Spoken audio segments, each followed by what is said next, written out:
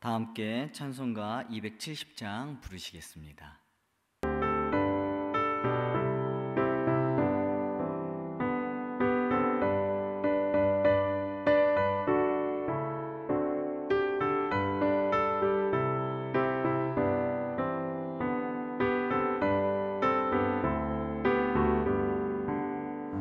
변찮는 주님의 사랑과 거룩한 보혈의 공로를 우리 다 찬양을 합시다.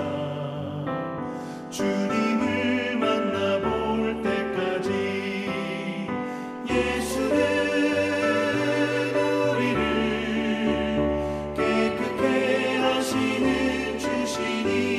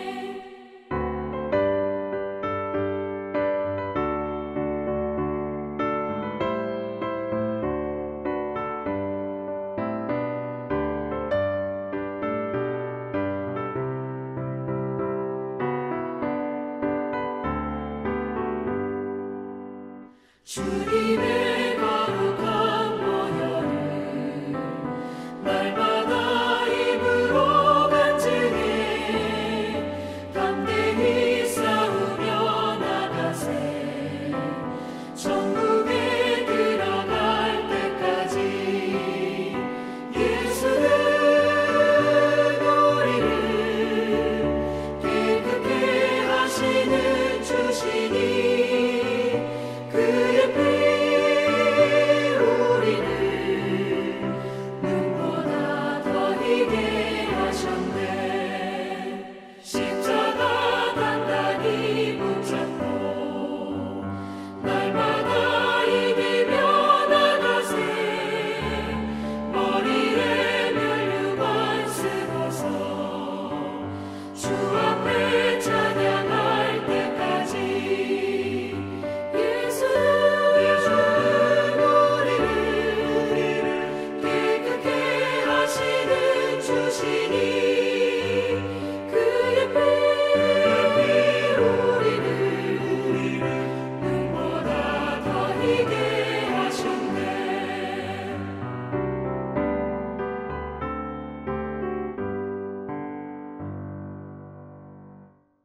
다 함께 사도신경으로 우리의 신앙을 고백하시겠습니다.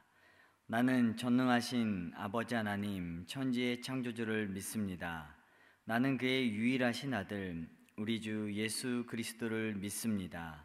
그는 성령으로 잉태되어 동정녀 마리아에게서 나시고 본디오 빌라도에게 고난을 받아 십자가에 못 박혀 죽으시고 장사된 지 사흘 만에 죽은 자 가운데서 다시 살아나셨으며 하늘에 오르시어 전능하신 아버지 하나님 우편에 앉아 계시다가 거기로부터 살아있는 자와 죽은 자를 심판하러 오십니다. 나는 성령을 믿으며 거룩한 공교회와 성도의 교제와 죄를 용서받는 것과 몸의 부활과 영생을 믿습니다. 아멘.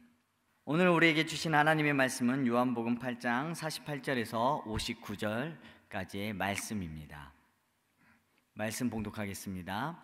유대인들이 대답하여 이르되 우리가 너를 사마리아 사람이라 또는 귀신이 들렸다는 말이 옳지 아니하냐. 예수께서 대답하시되 나는 귀신 들린 것이 아니라 오직 내 아버지를 공경함이거늘 너희가 나를 무시하는도다.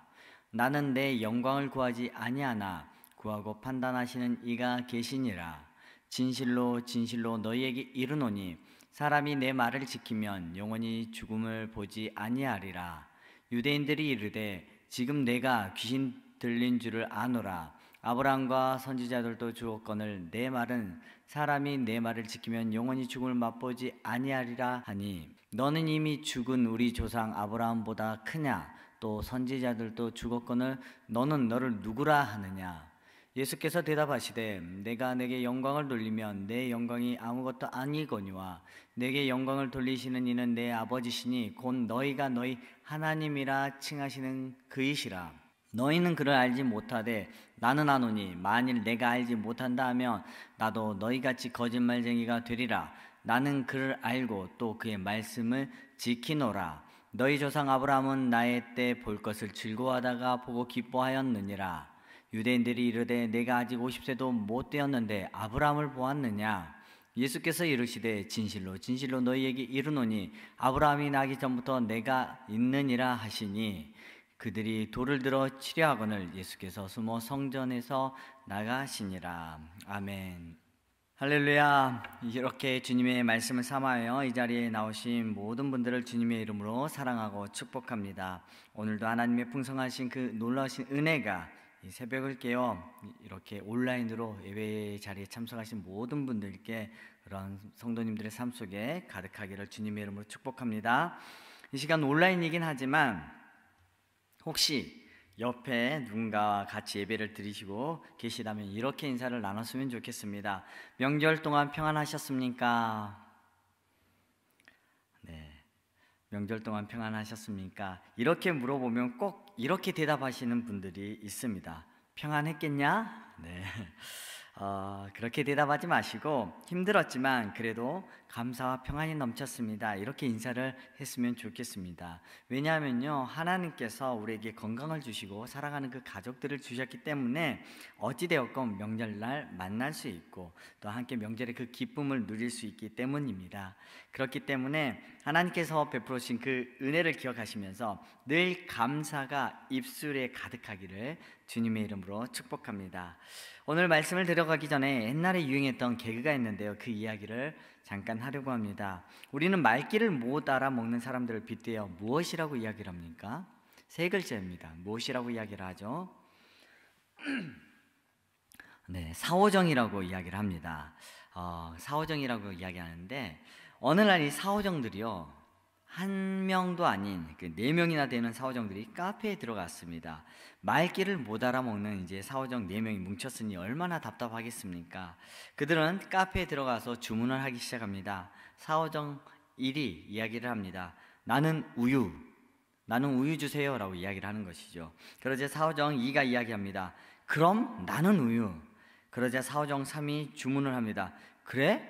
그럼 나도 콜라. 네. 그때 사오정 4가 마무리를 합니다. 아저씨 여기 콜라 4잔 주세요 라고 이야기를 합니다. 그러자 주문을 받던 사오정 종업원이 무엇이라고 이야기를 했겠습니까? 손님 죄송하지만 저희 카페에는 유자차를 팔고 있지 않습니다 라고 이야기를 했습니다. 아주 썰렁하죠? 다른 이야기를 하나 해드리겠습니다. 사오정이 어느 날 이제 슈퍼마켓에 갔습니다. 거기서 사오정은 아저씨에게 아저씨 포카칩 주세요 라고 과자 이름을 말하면서 주문을 합니다. 그러자 그 아저씨가 포카칩은 없다 라고 이야기를 합니다. 그러자 다시 사오정은 아저씨 그리고 치토스도 주세요 라고 이야기를 합니다. 다시 아저씨는 치토스도 없다 라고 이야기를 합니다. 그러자 사오정이 무엇이라고 이야기했겠습니까? 합쳐서 얼마예요? 라고 이렇게 이야기를 합니다. 이 사오정 시리즈가요, 아주 오래전에 유행했던 개그 시리즈인데 이 사오정 시리즈를 듣다 보면 얼마나 유치한지 헛웃음이 나옵니다. 또 한편으로는 이 사오정이 답답한 모습 때문에 고구마 먹은 듯한 그런 느낌이 들 때도 있습니다. 오늘 제가 왜 이 이야기를 사오정 말씀에 앞서서 사오정 시리즈를 이야기했는가? 우리는 아까도 이야기했지만 말귀를 못 알아먹는 사람들에게 사오정 같다, 사오정 같아 라고 이렇게 핀잔을 주기도 합니다. 그런데 오늘 본문 말씀에 나오는 유대인이 딱 사오정 같은 역할을 하고 있다는 것입니다. 오늘 본문 말씀 쭉 읽어보시면요, 예수님께서 유대인들에게 예수님이 어떠한 분이신지를 자꾸 계속해서 말씀을 해주고 계십니다. 7장에서부터 계속해서 예수님께서는요 쭉 이어지는 흐름 속에서 8장에 이르기까지 예수님이 예수님이 어떠한 분이신지를 계속해서 이야기를 하고 있는데, 그런데도 계속해서 이 예수님의 말씀을 듣는 유대인들, 유대 지도자들은 그 말의 의미를 깨닫지를 못하고 있는 장면이 계속해서 나오고 있습니다. 계속해서 깨닫지 못하고 다른 이야기를 하고 있다는 것이죠. 사실 오늘 본문뿐 아니라 8장 내용을 보면요, 이러한 모습들이 계속해서 반복해서 나오고 있습니다. 예수님께서는 유대인들에게 그분이 누구이신지를 알려주고 계시지만 자꾸만 유대인들은요, 다른 이야기를 하면서 예수님의 말씀을 깨닫지 못하는 모습을 보여주고 있다는 것이죠.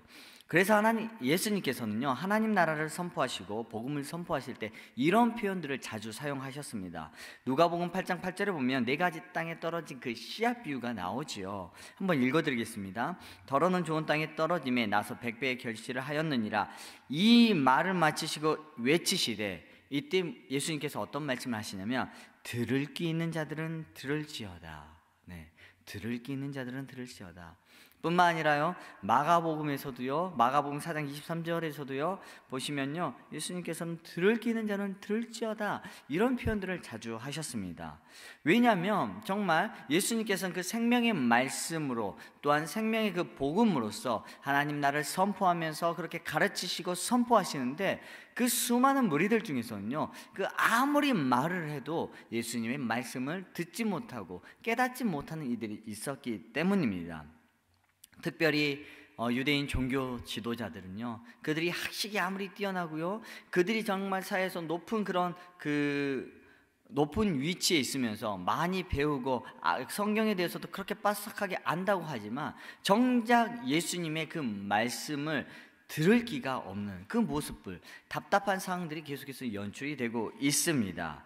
우이독경이라는 말이 있습니다. 소귀의 경읽기라는 뜻으로 아무리 말을 하고 가르쳐도 깨닫지 못한다라는 말인데, 그렇다고 한다면 왜 이렇게 유대 지도자들은 예수님의 말씀을 깨닫지 못하고 계속해서 자꾸만 예수님의 말씀에 대해서 다른 소리만, 전혀 다른 딴소리만 하고 있는가? 우린 그것을 살펴보아야 됩니다. 그것은 먼저는요, 유대 지도자들은 예수님에 대한 선입견과 종교적인 그 교만으로 가득 차 있었기 때문입니다. 그들은 메시아가 자신들의 기대에 맞는 그런 정치적인 종교 지도자로 올 것이라고 생각을 했습니다. 그들이 생각했던 그 메시아, 정말 정치적으로 힘이 세고 어떤 카리스마를 가져서 자신들을 그 로마 식민지로부터 해방될 어떤 과거 그 다윗 왕과 같은 그런 모습의 그 메시아를 기대를 했던 것 같습니다. 하지만 예수님은 그들의 틀을 다 깨트리는 모습으로 오시고 그들의 틀을 깨트리는 말씀을 통해서 임하고 계셨습니다. 또한 요한복음 8장 39절에 나오듯이요, 이 유대인 종교 지도자들은 자신들이 아브라함의 자손이라는 그런 그 자부심, 선민사상 때문에 종교적인 그 특권에 안주하며 예수님의 말씀을 겸손히 듣지 못하고 있기 때문입니다. 그렇기 때문에 이러한 모습들 때문에 유대인 종교 지도자들은요, 예수님의 말씀을 제대로 들을 귀가 없고 예수님의 말씀을 듣더라도 깨닫지 못했다는 사실입니다. 두 번째로는요, 영적인 눈이 가려져 있었기 때문입니다. 요한복음 8장 47절에 예수님은 유대인들에게 너희가 내 말을 듣지 아니함은 하나님께 속하지 아니하였다라고 이야기를 하고 계십니다. 7장에서도 8장에서도요, 계속해서 너희가 하나님께 속하지 아니하였다라는 그런 표현들을 우리가 자주 볼 수가 있는데, 이 말은 유대 지도자들이 하나님의 말씀에 대한 그런 영적인 갈망이 없었고 진리를 분별할 만한 영적인 눈이 가려져 있었다라는 사실입니다. 그들의 마음이 닫혀 있었고 영적인 눈이 가려져 있었기 때문에 예수님께서 선포하시는 그 진리의 말씀을 듣고도 그 말씀의 깊은 의미를 깨닫지 못하였다라는 사실이지요. 마지막으로 이들은요, 자기 중심적인 그 신앙이 그들 가운데 뿌리 깊이 박혀져 있었기 때문입니다. 유대인들은요, 자신들의 그 전통과 그 규범을 신앙의 중심으로 삼았습니다.